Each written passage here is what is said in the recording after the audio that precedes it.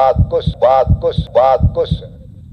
Masya Allah. Ya, sebagian orang Indonesia menyerang medianya tentara Israel.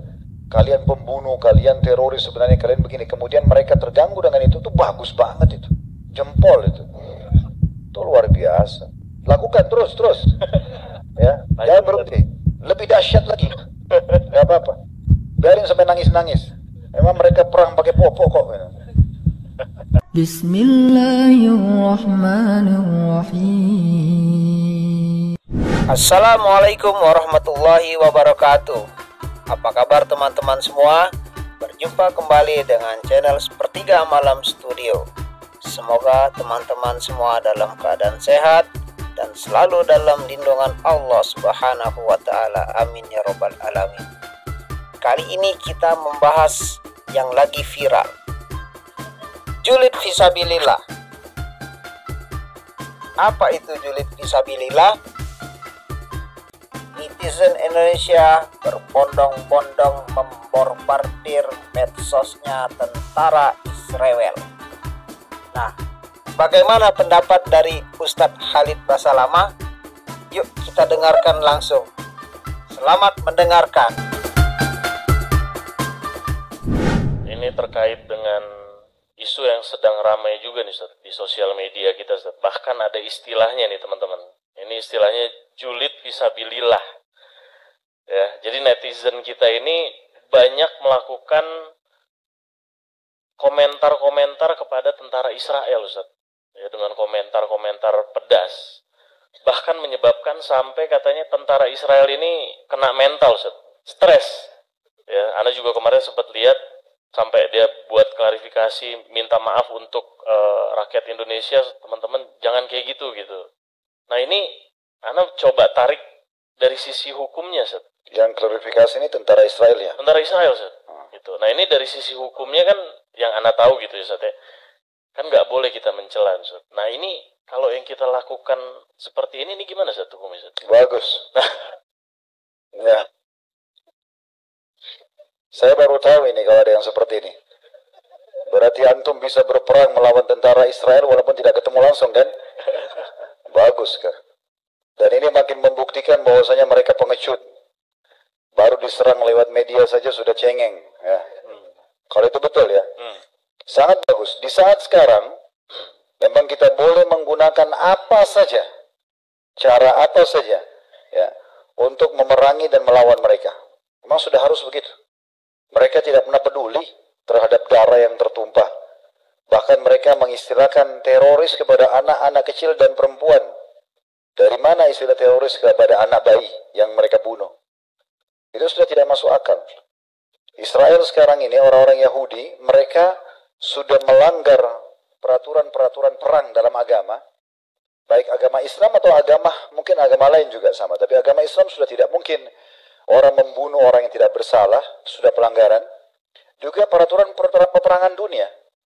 Dan tidak boleh orang merusak fasilitas umum, membunuh masyarakat sipil, itu tidak boleh. Bahkan tidak peduli lagi dengan tumbuh-tumbuhan, dengan hewan-hewan, itu semua sudah tidak lagi mereka pedulikan. Hanya dengan alasan mereka punya hak, itu tanah yang dijanjikan, atau apa saja alasan yang tidak masuk akal. Gitu ya. Jadi sangat wajar kalau umat Islam melawan mereka. Saya yakin mungkin apa yang dirasakan oleh teman-teman yang melakukan ini sama dengan kita rasakan semua. Kita berharap bisa membalas mereka dengan cara apa saja, karena perbuatannya ya, kecuali mereka berhenti dari perbuatan tersebut. Sekarang ini beberapa hari hanya kena gencatan senjata saja. Tapi para komandan mereka masih berbicara di media. Ini bukan perkataan kita, tapi mereka yang mengatakan, kalau mereka tidak akan berhenti sampai target mereka tercapai. Gaza harus di bumi hanguskan. Berarti gencatan senjatanya sementara saja. Mereka tidak mau berhenti. Mereka menganggap itu pertumpahan darah atau menumpahkan darah umat Islam bukan pelanggaran bagi mereka. Karena memang dalam buku protokol Yahud, mereka mengistilahkan selain orang Yahudi itu budak mereka. Boleh mereka bunuh, boleh mereka tipu, boleh apa saja. Maka ini memang luar biasa. Golongan ini berbeda sendiri.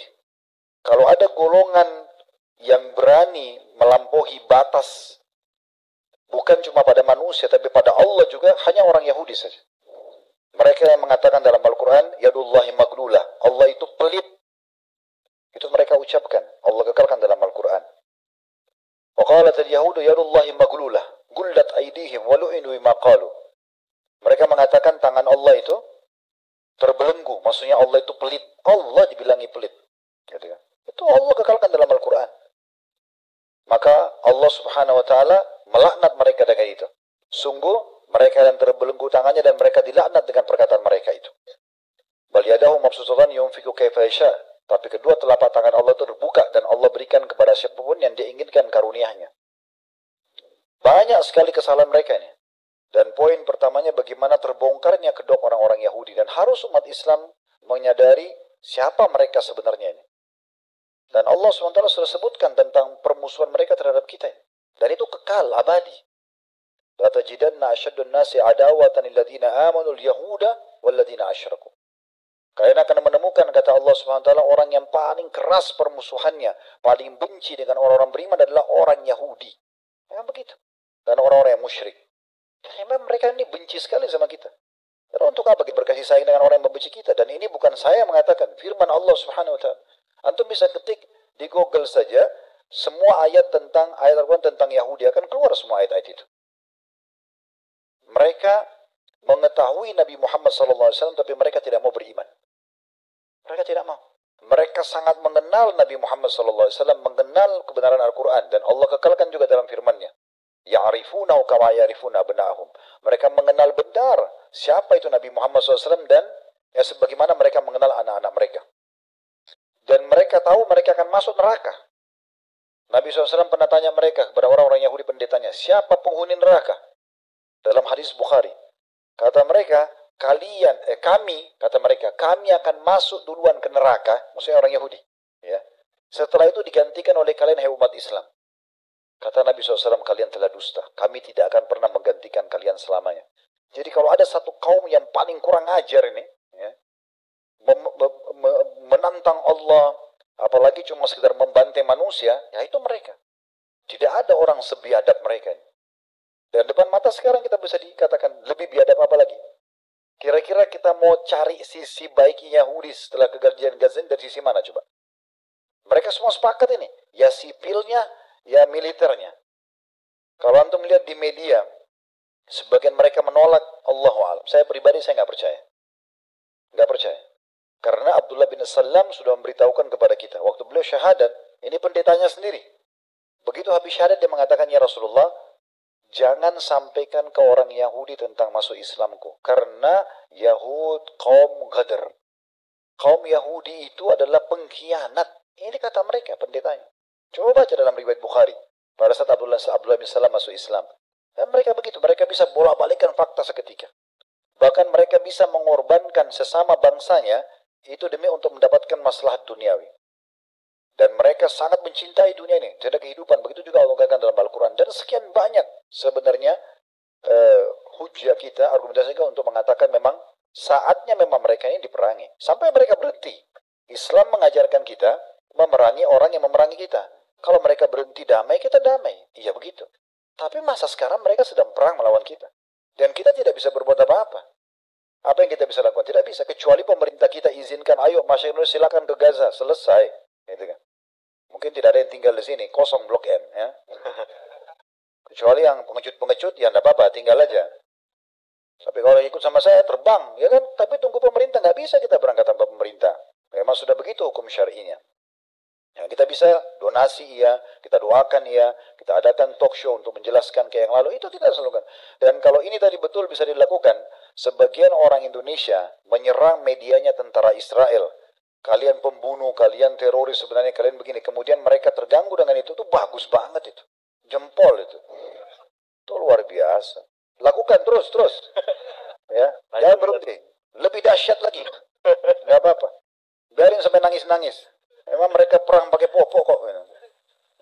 Penakut itu. Jadi kalau ini bisa dilakukan. Tapi di saat-saat sekarang ya, kalau mereka sudah berhenti, ya kita berhenti. Nah, sangat bagus itu. Kalau mereka bisa begitu berhenti, memang luar biasa ini. Masyarakat Indonesia bisa menakut-nakuti tentara Israel. Bagus. Masya Allah. Ya.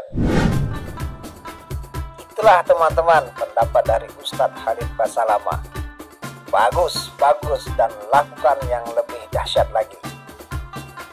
Baiklah teman-teman, sampai di sini dulu, dan sampai berjumpa kembali di kajian-kajian berikutnya. Semoga kita semua selalu dalam rahmat Allah Subhanahu wa taala. Subhanakallahumma wa bihamdika asyhadu an la ilaha illa anta astaghfiruka wa atubu ilaik. Wassalamualaikum warahmatullahi wabarakatuh.